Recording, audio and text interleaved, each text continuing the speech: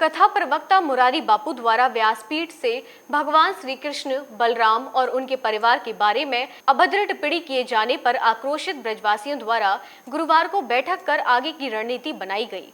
बंसीवट क्षेत्र स्थित संकीर्तन भवन में आयोजित हुई बैठक में ब्रज के प्राचीन मंदिरों के सेवायत प्रतिनिधि एवं ब्रजवासियों ने जहां मुरारी बापू की क्षमा मांगने वाली वीडियो पर असंतोष जताया, वहीं प्रस्ताव रखे गए कि मुरारी बापू के इस कृत्य के लिए संपूर्ण ब्रज मंडल में अलग अलग रिपोर्ट दर्ज हो तथा संपूर्ण भारतवर्ष में उनके खिलाफ कठोर कार्रवाई कराई जाए। अगर उनको माफी मांगनी है तो श्री कृष्ण बलराम से मांगे और ब्रज के मंदिरों में आकर क्षमा याचना करें। साथ ही निर्णय लिया गया कि इस मामले में ब्रज के प्रमुख संतों को अवगत कराकर आगे की कार्रवाई तथा उग्र आंदोलन किया जाएगा। अंतर्राष्ट्रीय संत आदरणीय मुरारी बापू के द्वारा अपनी कथा में भगवान श्री कृष्ण, भगवान श्री दाऊ दादा, श्री राधा रानी के बारे में ऊट पटांग टिप्पणी करी गई हैं कि वो दिन रात शराब पीते थे, नशे में ही रहते थे।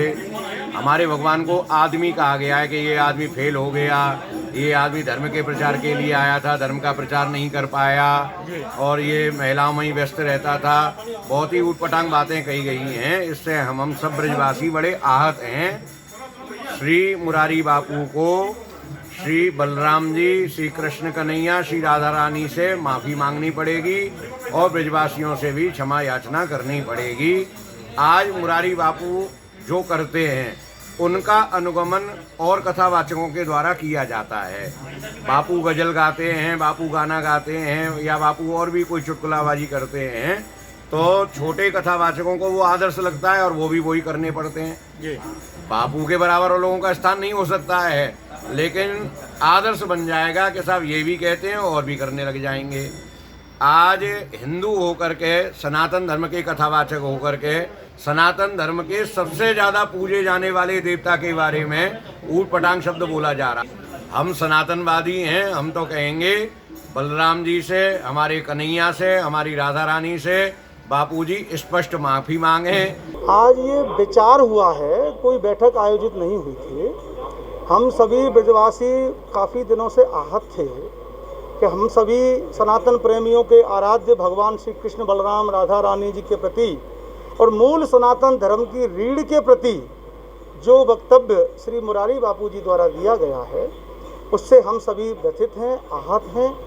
और पूर्व में भी पुराणों में भरा पड़ा है, हमारी सभी पुराणों में लिखा है कि जिसने भी भगवान के प्रति असभ्य शब्द प्रयोग किया, जो भी गलत कृत्य किया, भगवान ने उनको भी क्षमा करने के लिए मौका दिया, चाहे रावण रहे हों या कंस रहे हों। ये हम भगवान की परंपरा को मानने वाले हैं। यदि श्री बापू जी ढोंग की व्यवस्था को छोड़ करके सीधे सीधे कहें कि मेरी मति मारी गई, हमसे गलती हो गई, हमने भगवान कृष्ण बलराम के बारे में गलत कहा, ऐसा हमको नहीं कहना चाहिए था। और हम भगवान से गलती मानते हैं। हम और कोई होता कौन है माफ़ करने वाला?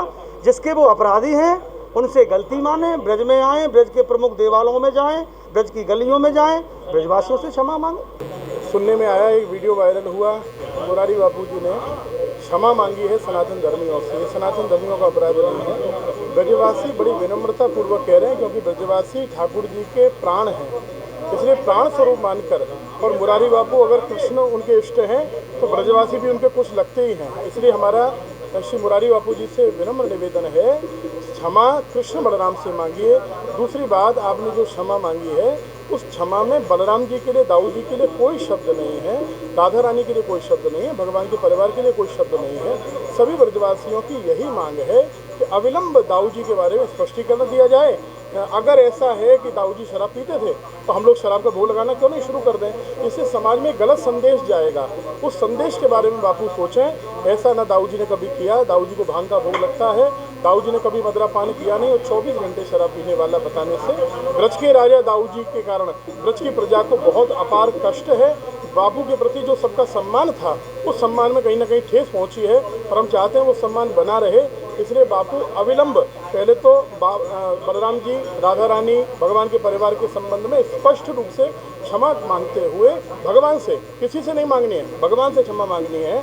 और शीघ्र जल्दी ब्रज में आएँ और ब्रज में सभी ठाकुरों को जाकर भोग लगाएं, प्रसाद लगाएं, अभिषेक करें। बस यही तो ब्रजवासी चाहते हैं। ब्रजवासी तो बड़ा सरल होता है, सरल में रीझ जाता है, लेकिन ब्रजवासी के आराध्य को अगर कोई गाली देगा तो ब्रजवासी उसे सहन नहीं करता। आज महाराज जी बैठक में किन लोगों की उपस्थिति?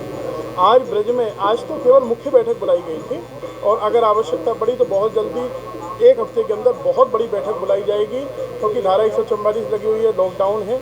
इसको देखते हुए केवल ब्रज के मुख्य जो मंदिर हैं, बरसाना से, नंदगांव से, गोवर्धन से, मथुरा से, दाऊद जी से, गोकुल से, वृंदावन से मुख्य मंदिरों के रिसीवर या कोई प्रतिनिधि गोस्वामी जन पधारे। प्रतिनिधि जिनको बनाकर भेजा गया है वो प्रतिनिधि जन बता रहे हैं। आज प्रतिनिधियों की बैठक है और अगर ऐसा नहीं हुआ, अगर इस पर कार्रवाई नहीं हुई तो शीघ्र पूरे ब्रज में एक बहुत बड़ी बैठक होगी, तो उसकी जिम्मेदारी प्रशासन।